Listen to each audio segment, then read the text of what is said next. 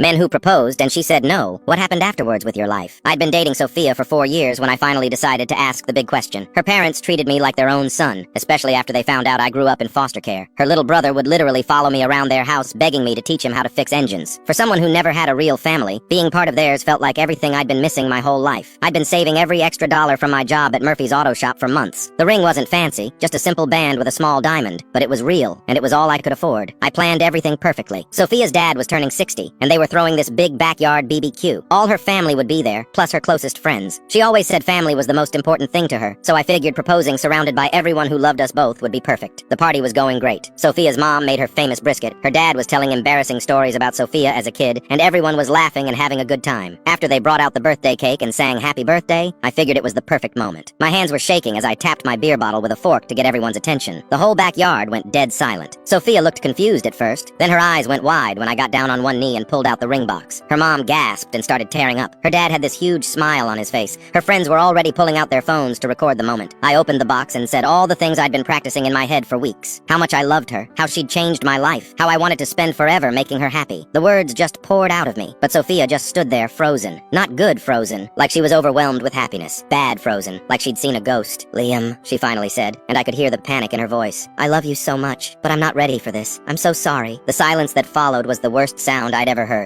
30 people just staring at us, not knowing what to do or where to look. I stayed on one knee for probably 5 seconds too long, trying to process what had just happened. Then I slowly stood up, shoved the ring box